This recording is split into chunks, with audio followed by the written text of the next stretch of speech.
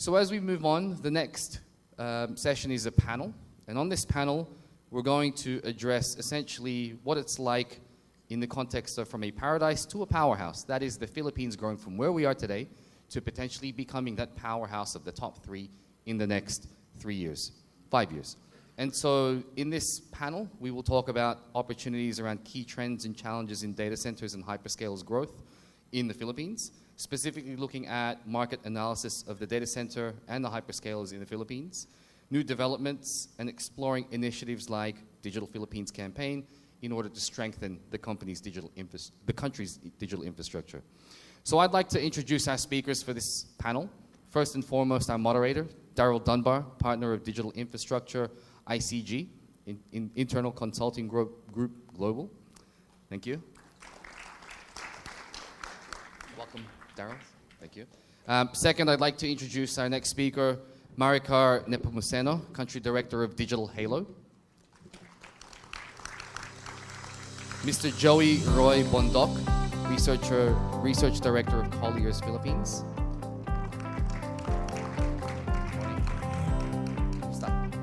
Our next speaker, Mr. Victor Genuino, President and CEO of ePLDT and VITRO Inc.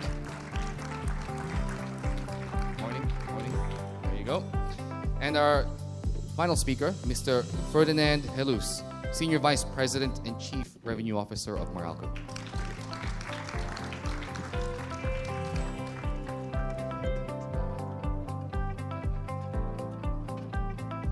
Thank you so much. Have a seat.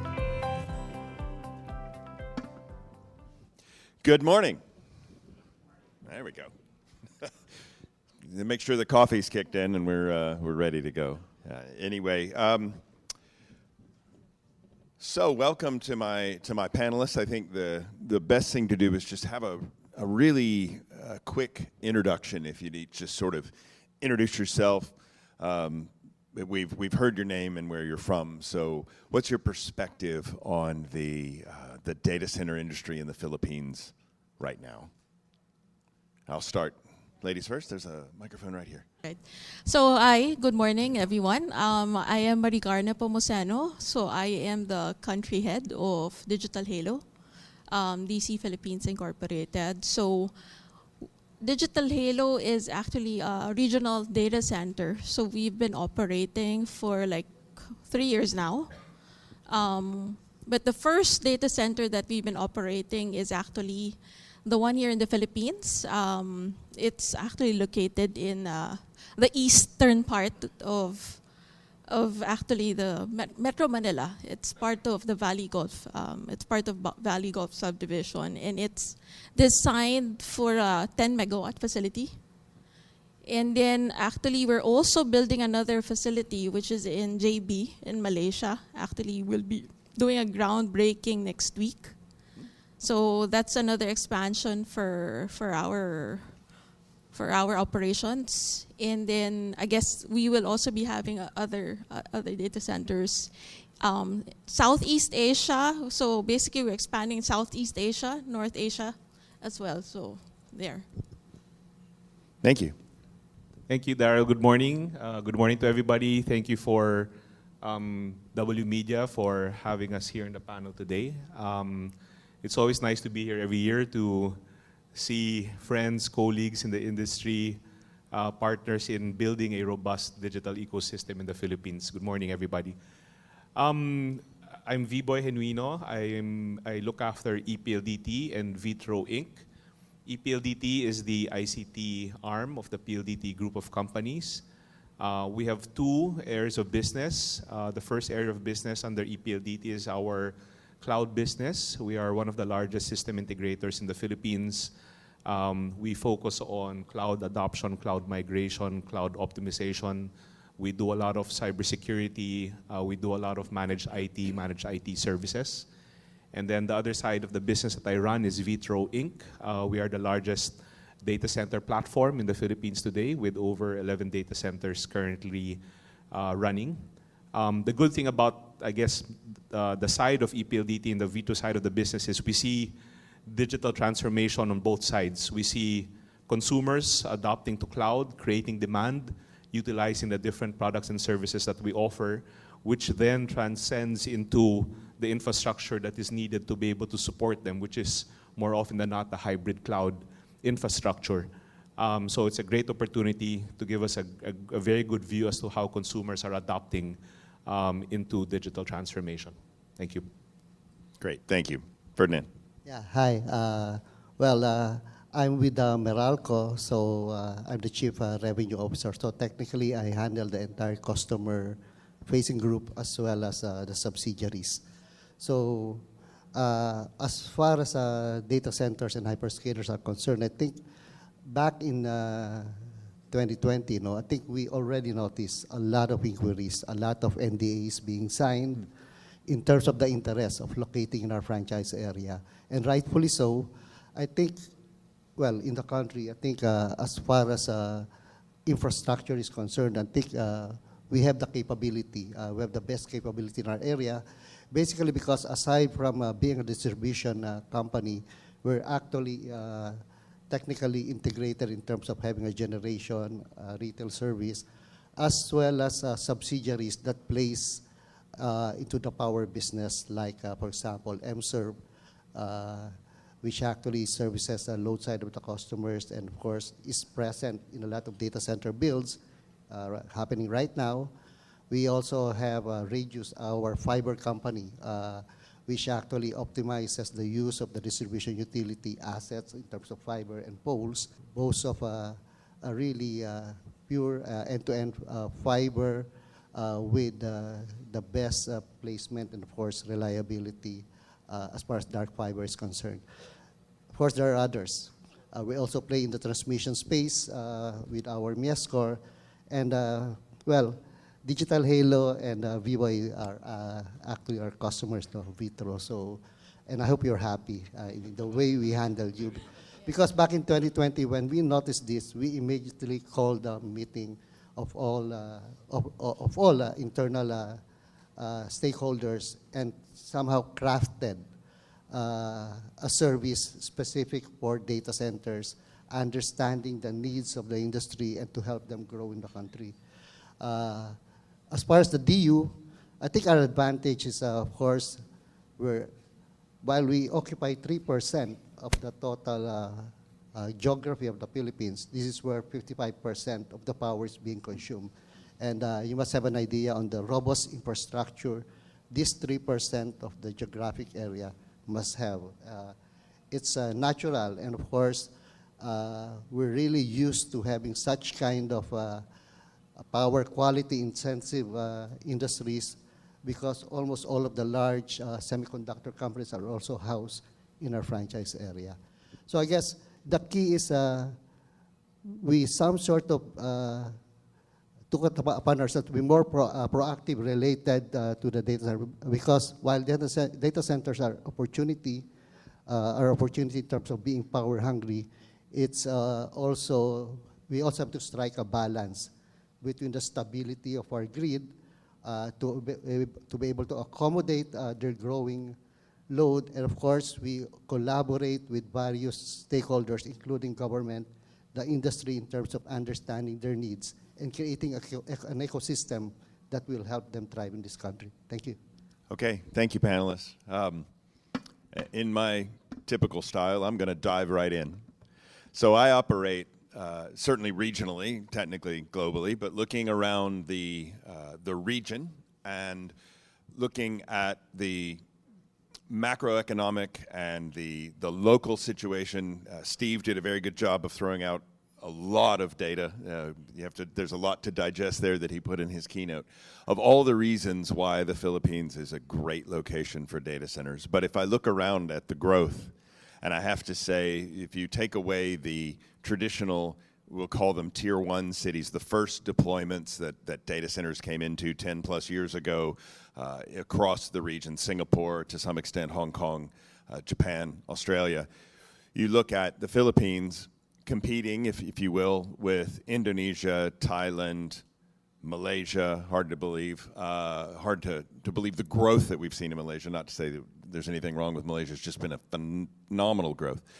The question I pose to the panel, and maybe I'll start with you, V-Boy, why not the Philippines? That's the same question I ask the hyperscalers when I meet them every other month. You know, before there used to be a checklist of requirements for hyperscalers to come into the Philippines. Number one is there demand? Is there business interest? Are people moving to the cloud? And I think the data that was shown by Steve earlier, 35% of enterprises in the Philippines are adopting to cloud. So definitely we have demand. We are the largest consumers of social media in the world, probably in the top 10 of most of the social media sites. And everybody here is, I think, part of that, whether you're scrolling through YouTube or shopping on TikTok or Lazada or Shopee, we're all using social media, shopping sites, and the like. Third is, I think we have a very young population. We're the second youngest population in Southeast Asia, only slightly older than Cambodia, 25.7 years, who have a very, very young mobile and digital savvy consumer base, which is, I think, going our way. The next question they asked is, do you have the digital infrastructure, the connectivity to connect the Philippines to the rest of the world? And the answer to that is yes.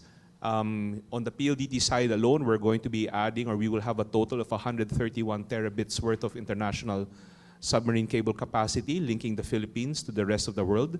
That's a lot of data, and that's a lot of connectivity that's been built, which is basically 4 times more than where we were just 5 years ago, right? In fact, this week or last week, I was in Davao. We went to Digos, and the team inaugurated our Apricot submarine cable system there. The Apricot cable system is supposed to link the Philippines to the rest of the world, linking Digos in Mindanao all the way up to Baler, Quezon, going to Guam, and then going to the west coast of the United States, but bypassing the South China Sea by going underneath through Indonesia, linking it to Singapore, right? So there are infrastructure investments linking the Philippines to the rest of the world. Now, linking the traffic to the Philippines, I'm happy to say also the PLDT group has laid out over 1.1 million kilometers of fiber cable in the Philippines today, right? So most of the people in the Philippines, aside from the GIDA sites, are actually connected to the internet and connected to fiber, right? The next question they ask is, do you have data center infrastructure, right? And our answer to that in the PLDT group is yes. We just inaugurated our latest data center, VITRO Santa Rosa, in September of last year. It's a 50 megawatt facility, which is meant to cater to the hyperscalers, enterprise customers, and the public sector. We host the richest peering ecosystem in the Philippines today, the connectivity infrastructure linking hyperscalers to eyeballs. We have the VITRO Internet Exchange, which is a very good platform to be able to reach customers as far as we can, maximizing the customer base that we have for PLDT and Smart, covering over 70 million customers in the Philippines today. So we have the infrastructure, right? I think, if I may, there are probably 2 things which we feel we can work on. Number one is cost of power, right? I know it's an unfair comparison because we are being compared to countries with subsidies. Indonesia, Malaysia, Thailand, Vietnam, and the like, except Singapore. Most of these countries have electricity generation subsidies, which we don't. But if you saw the graph of Steve earlier, over time, that should equalize because there's going to be more generating capacity that's going to be put into the grid, therefore equalizing prices. I think we can work on that. If we can accelerate reducing the cost of power in the country, I think it will help us. But the last thing that I think we need are stronger data localization laws, if you ask me. What does that mean? In very basic terms, data can be classified into 3 ways. One is non-sensitive data. Then you have sensitive data, which is higher than that. And then you have highly sensitive data. So our theory or our hypothesis, which we've been espousing today, is that for non-sensitive data, that data can be put in the public cloud, right? For sensitive data, you have a choice. You can put it on the public cloud or you can put it on a private cloud, right? But for highly sensitive data, and what does this include? our national ID, our PhilHealth numbers, our SSS numbers, our NBI clearances, our LTO driver's license, our DFA passport numbers, PNP data, Department of National Defense data, Bangko Sentral ng Pilipinas data. All of these data are very, very critical, sensitive data because they include personal identifiable information data, which is basically all of our data. And we believe in the PLDT group that this data has to be sovereign. This data has to be localized. This data has to be kept in the Philippines, not in the hands of someone in the cloud, right? And I think we need to be able to, as an industry, have a stronger voice and actually sing the same song and telling our regulators and government that we need stronger data localization laws in the Philippines, stronger data sovereignty rules and regulations, and I strongly believe that once we have this, the big hyperscalers are going to come to the Philippines. The data that we have here for over 120, 110 million Filipinos is just too big a business for them to pass over, right? I guess that's our point of view on that, Daryl. Great, thank you. And you laid out, again, a lot of the reasons why the structural fundamentals are certainly there. And just noting that this is the 4th year that we've had this conference. I remember I was here at the inaugural conference as well.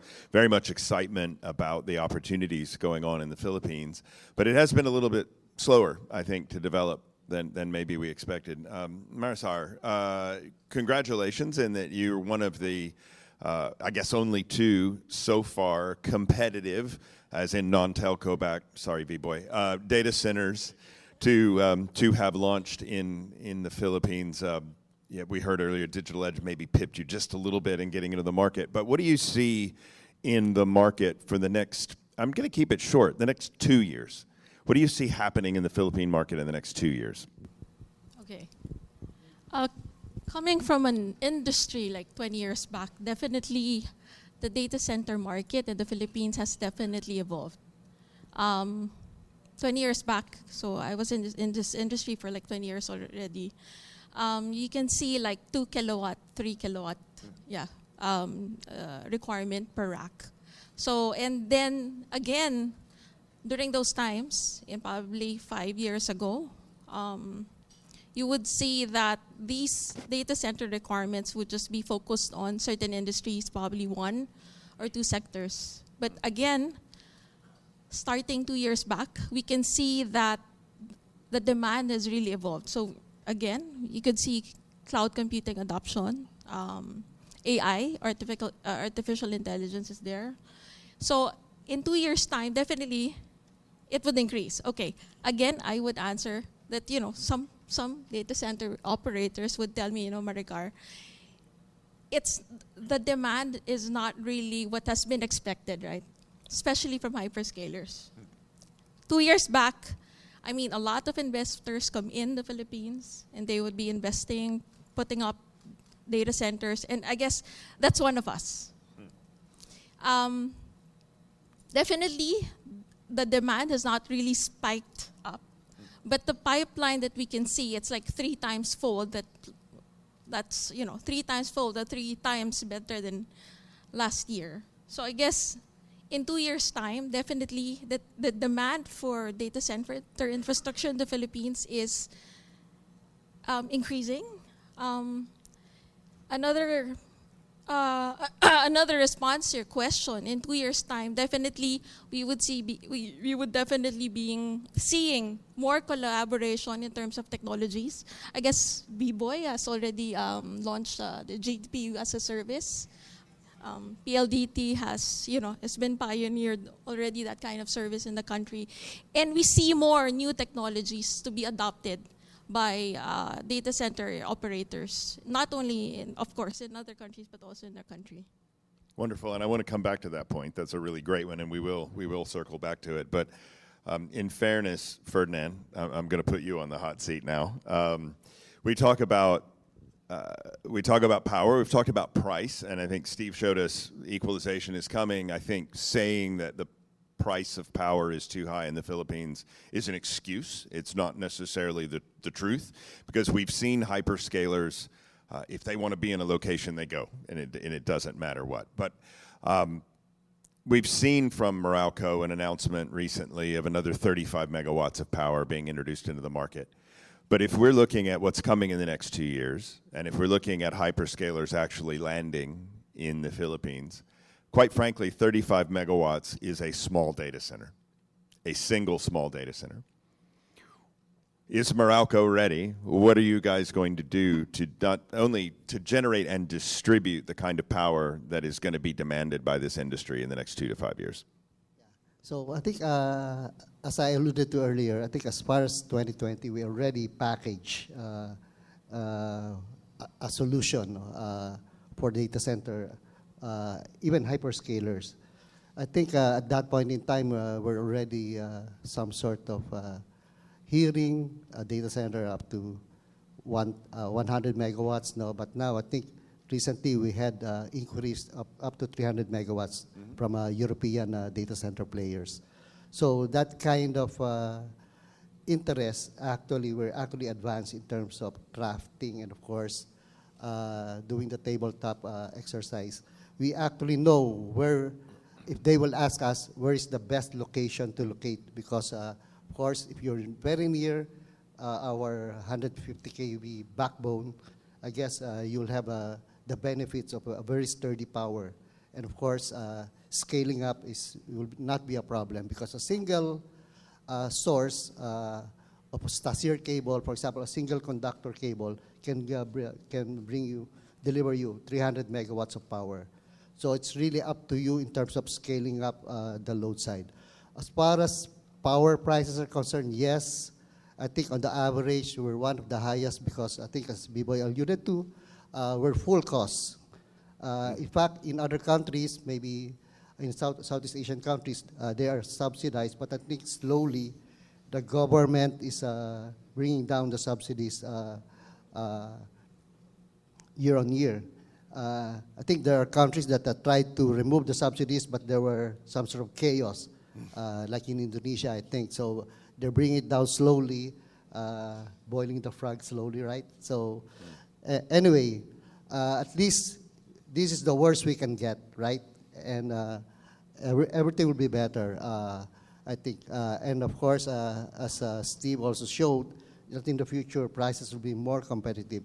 And one thing good about the Philippines is one of the first country in ASEAN that have gone into deregulation, right? Just like Singapore. So we have different power offerings for different type of users. For example, the most ideal user for, let's say, a retail supplier is actually the likes of the data center. Large load and very high load factor, 90 to 95%. At 10 megawatts, 90 to 95%, I think we could bring down costs right now to 0.13 cents, because you could actually contract supply from a power retailer, because at that scale, you're already contestable day one. So I think it's good to talk to your experts. Our relationship managers from Meralco can actually walk you through how to get the best cost power based on your requirements. So there's a lot of some sort of variation in terms of the power rates, because we have actually, for Meralco alone, we have 27 power rates for distribution. But for supply, since you're contestable day one, you could already contract with a supplier, and you could contract non-RE, 100% RE, 10%, 20%. So there are different price points at the different requirements that you need. As far as supply is concerned, siguro, let me add, no? Renewables right now is maybe less than 30% in terms of energy, but I think in the next decade or so, it will ramp up to 40, 50%. I think the big game changer is really, aside from solar, is really offshore wind. And I think before 2030, we will see at least 1 gigawatt capacity of wind coming in. I think I already saw, because I also chair Miescor, no, the transmission company, there's already ongoing bidding for 1 megawatt offshore wind capacity combined in two locations, in Ilocos and in Bicol, for one of the developers. So it will come in 2028, 2029. So at least that's one that I see. I think there's many more. Great. That's wonderful news. I think I'm hearing Meralco says they're ready. That at least gets us covered in the greater Manila. And you may have heard it here first, 1 gigawatt of offshore wind. There's your headline for today. I actually want to point out that this, in the last probably 2.5 years, this may be a record. It's almost 25 minutes into a panel and no one has uttered AI. So that's congratulations to all of us, including myself, that we haven't done that. But I'm going to do it now. So I think let's turn. We've and maybe V-Boy, you'd love to jump in on this one. What about AI? I think there's a definite connection to what you just said earlier about data sovereignty and data localization. And is AI coming to Asia? Is it coming to the Philippines? Will it land here? And what impact is it going to have? Thanks. Thanks for reminding everybody that yes, we do live in an AI world, and the answer to your question is AI is here. Everybody uses it. But for those who haven't used the paid version, I suggest you use it. Please use Copilot, please use Gemini, because the features that you get from it is very, very different from the free apps that we use. But there are a couple of things maybe to point out, and what the impact of AI will be in terms of our industry. I think number one, AI adoption will transcend into higher consumption of AI and cloud-driven workloads, which will require massive amounts of data to be processed. And those massive amounts of data need a lot of power to be able to run, right? And just to give you guys a very, an example, when VITRO Inc. and ePLDT started the data center business in the year 2000, as Maricar pointed out, we were offering 2 to 3 kilowatts per rack per customer. When the hyperscalers started to come in with their instances, and we serve all, we serve AWS, Microsoft, Google, Alibaba, and Huawei Cloud in ePLDT and VITRO, those requirements have gone up to around 12, 15, 17, 25 kilowatts. With the new GPU servers that we have brought in from NVIDIA, these have now gone up to around 50 kilowatts per rack. The new generation of chips that are being shipped now by NVIDIA are up to 100 kilowatts per rack. In the recent GTC conference of NVIDIA in San Jose, California last week, they mentioned 3 generations of chips. The first one was called the Blackwell Ultra. The second one was a Vera Rubin. And then a 3rd generation of chip coming out in 2027 called Rubin Ultra. And they're saying that by 2027, NVIDIA will be releasing chips that would require 600 kilowatts per rack.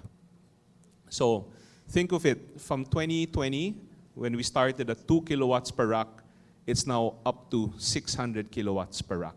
That's 300x, right? The question is, are we really ready in terms of infrastructure? Do we have the power? Do we have the water? Do we have the space?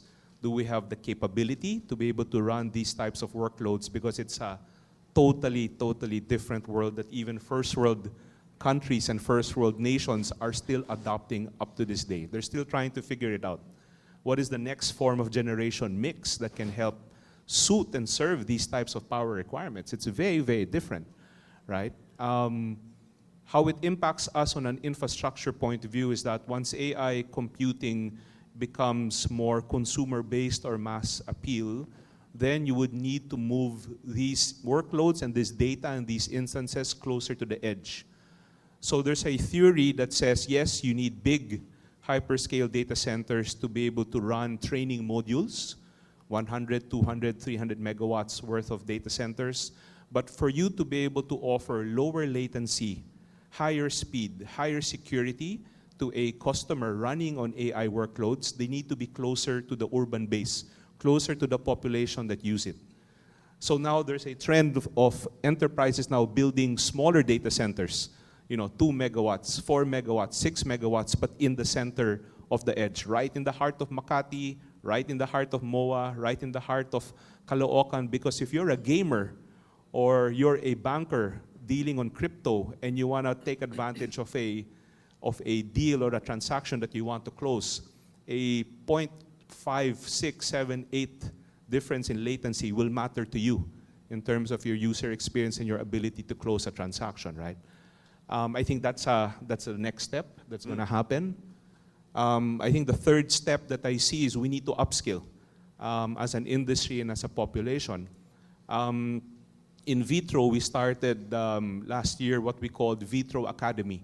And the reason why we set this up with 5 universities, Asia Pacific College, Wesleyan University, National University, FEU, Ateneo de Naga, is we felt that the industry lacked data center specific skills to enter the workload and to enter the workspace and actually make a contribution to the different data center operators running businesses in the Philippines. So we started introducing a lot of these in their engineering courses. We started to offer electives. We started to offer specific courses around design, architecture, cooling, civil, structural engineering, construction, facilities management, to be able to train the next generation of industry practitioners around the data center space. And we hope to expand this further into other universities and add other forms of more relevant curriculum for them. For example, how do you cool a 600 kilowatt rack, right? These are very, very interesting trends that are happening. We're very bullish in the ePLDT group. We're very, very excited. But yes, I think as an industry, we really need to come together and really plan this out because, it's a massive, massive change from what everybody is accustomed to. Absolutely, and if anything is constant in this market, it's change. So we see everything is just constantly moving and changing. And you point out something that's really quite interesting that we are seeing NVIDIA, for example, not to pick on them, but obviously they're the poster child for the AI chipset, effectively doubling down on centralized high capacity, which is going to put monumental demands on data centers. But let's not forget that as ever in any sort of, I'll call it client server to show my age, but in any sort of relationship of edge to core, these things move and they swing back and forth. And I'm actually reminded of a totally different industry of some time ago, but the concept of Airbus going with the A380 and Boeing going with the smaller regional jet. And it only took 10 years for that one to play out. I think we see our clock time is a lot shorter nowadays. We're going to see this play out much, much more quickly. I think we have time maybe for one more question. Maricar, I'm going to turn back to what you said around collaboration and services. And I think if we tie that in with what V-Boy just said about edge, and we think about handheld compute and edge compute, and all of this is converging. That's a term we haven't used in a while, convergence. But basically that's what we're seeing, is people want to draw down services and solutions more than, say, just a data center. Where do you see that going? And where's the key? What would allow the Philippines to leap forward and be the home or the poster child for this kind of collaboration? Colocation business per se is just, I would say it's just a rental business, okay? But what really drives, I would say, data center operations would really, we call it, the collaborative technologies. And of course, the integrated technologies and solutions that data centers offer. Going back to your question, we see that really coming. Actually, a few years back, it was just colocation business. Data center operators like PLDT, we've been used to selling colocation alone. But now enterprises are actually demanding for solutions. Well, again, B-Boy just pointed out AI. AI really drives demand. We see a lot of demand from enterprises, solutions. Actually, they're demanding solutions that actually transcend beyond the typical solutions or the services that we have. So right now, given that there is AI, there is cloud computing adoption, and all those other technologies, we see that in probably next year, enterprises would really be only not really just demand for it, but would be using all these technologies integrated into their system. So again, these enterprises, a lot of enterprises are still very wary of, data centers, of actually taking out their, their on-prem colocation. But now I see, and we see that coming, that all these enterprises already have the trust in data centers and bringing in their hosting equipment into our facility, not just bringing in their servers and all other equipment, but also actually collaborating with us. So basically, we have so many meetings where, as they see, they provide their problems. Basically, they actually explain their problems, their needs. Where from there we see that every enterprise or every business has different problems in their core business. And that's where probably, as data center operators and solution providers, that's where we could actually provide, our solutions on each and every aspect of the enterprise level. Great. Yeah. Thank you for that. And I think that actually sums up something quite nicely. Just a quick statistic from me. 10 years ago, across all of Asia Pacific, 76% of enterprises still hosted all of their workloads on their own equipment in their own buildings.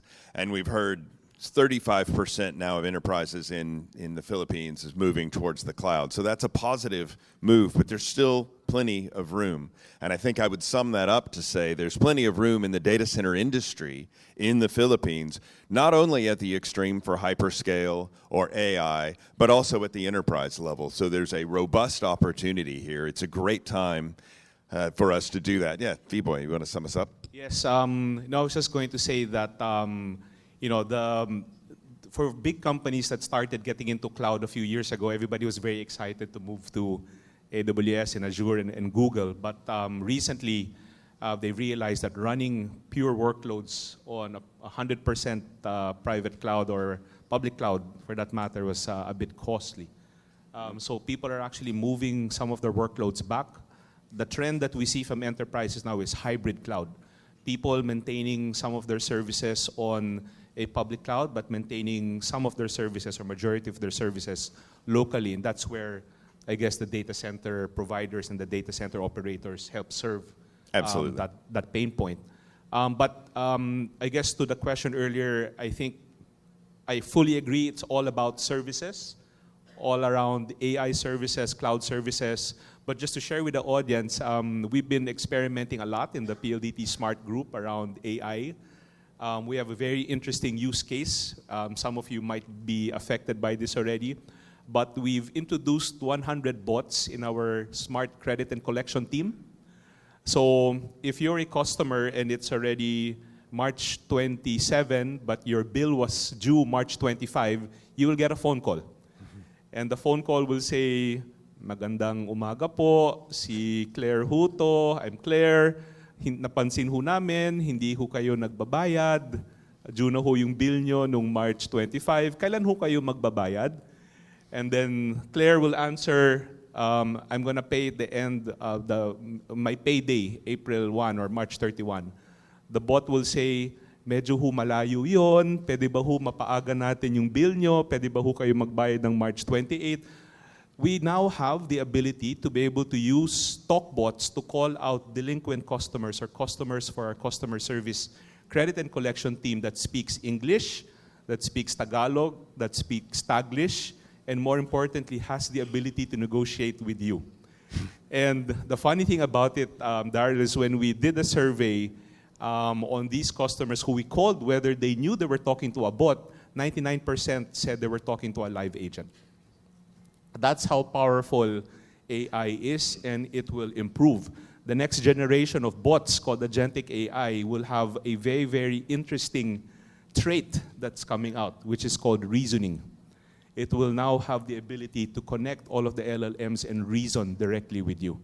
That's how quickly this technology is moving. And Absolutely. you know, again, just coming back from Cebu this week, Davao last week, a giant MSME population in the Philippines, a lot of them thirsty, hungry to be able to use technology to bridge the gap between the way their businesses are being run now and the ability to be able to leapfrog and improve and compete in a global marketplace. So very, very exciting time around services. It is very much. Please join me in thanking our panelists for this insightful panel. Thank you.